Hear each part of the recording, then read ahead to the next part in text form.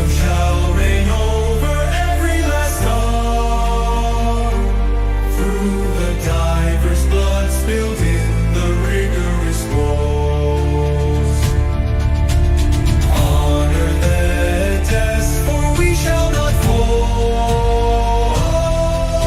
Steadfast support of our widespread dream is how freedom will never die.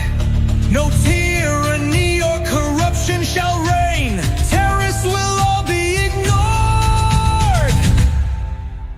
Freedom for all is the true path. All who deny shall smell our boots. White, yellow, blue, green, red, orange, brown, flying on all the worlds. Justice and hope shall forever stand. Good morning, protectors of the meek and the innocent. That was Anthem of the Free by Little Lustful.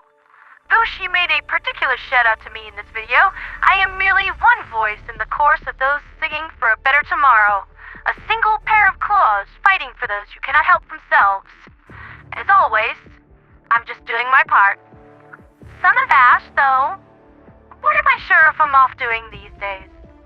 Well, this is currently a time of low-stress deployment. Some, such as the Helldrake Division, are fighting on Boar Rock and are living up to their name by burning the planet down right along with the Terminids.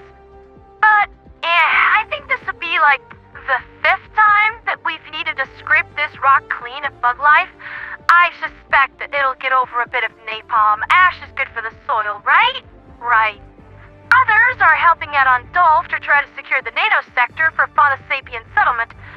Yeah, it's barely got an atmosphere, but even with factions that accept our presence, like Dunvald, we barely have a voice. And there are levels of survival that we're prepared to accept. Besides, those meteor stripes oftentimes carry precious minerals and unusual alloys that the Megacorp will gladly take off our paws for a little extra scratch, so it's not like we're gonna go hungry out there. Some are helping out in the southern frontier, bagging squids and cashing them in for the bounty posted by the CFC yesterday. Stock investments don't buy themselves, you know, and I am incredibly fond of putting my violent skill set to use for coin and country. So, yes, at the moment there are a number of worthwhile combat zones for a Helldiver to ply their trade, but nothing particularly pressing.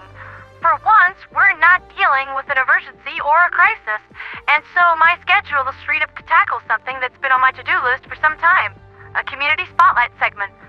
Today's topic of study is an interesting group with some wild ideas not commonly seen within the Liberation fleet, the Vertex Divers. Theirs is a religious organization with its own polytheist belief system and an attitude not toward extermination and subjugation, but cooperation and coexistence. They believe that our enemies are fighting us not through hatred, but through fear of us, and that by extending to them an olive branch, or at the very least being open to diplomatic talks, the war can be ended with victory for all, not just Super Earth after a long, bloody struggle. As much as I appreciate such high-minded ideals, the reality just doesn't match up with what they're trying to do. The automaton mainframe has broken every single agreement it has ever made, and always reverts back to the same tired approach of trying to destroy us using overwhelming firepower and heavy armor. Part of the Vertex Divers' guidelines for purity is to treat Illuminate as if they were other human beings and seek coexistence with them. Now, this might be hard, considering that even higher-ranking Illuminates that have retained to their minds carry a prion in their flesh and their blood that is instantly lethal to human beings if they so much as touch us once. And from what I've seen, most of them simply want us all to die. So, coexistence, I love the idea, but the reality might just be a bit beyond reach. Besides Vertex Divers, if you really want to know what high-ranking Illuminate are like who have retained their minds, I would happily tell you. Though I would not advise that you eat before the interview. Hearing about how they tortured me every night by snapping my bones might put you off your appetite. As I mentioned prior, the Vertex Divers maintain a devotion to a polytheist family of gods who they believe manage the various facets of reality, such as Vorak, the Unyielding, who is responsible not only for humanity's martial skill in battle, but also in restraining our savage nature. There is also, and I apologize greatly if I mispronounce any of these, Nixar, the Chainbreaker, Caliph, the Veiled One, Ombrak, the Last Bastion, Zelvar, the Dying Light, Valdian, the Stormbearer, Tovada, the Exact, and Niskiria, the Lady of Justice. Theirs is a deeply detailed hierarchy, and I do plan on going into it in greater depth in a follow-up broadcast, but I'll need to conduct interviews with their priesthood for more information first. Even so, there's not a lot of organizations out there that practice the concepts of alien coexistence. They even have a plan to make the terminus manageable again, which is kind of necessary because all of our technology is fueled by their ichor, and if we fly off the handle and render them extinct, humanity probably isn't far behind. Now, before I close the show out, I have to give a particular shout out to my frontline correspondent, good friend, and pro-Mishima artist, General Chief of the Spartan Corps, who oftentimes brings me so much content that I struggle to use it all.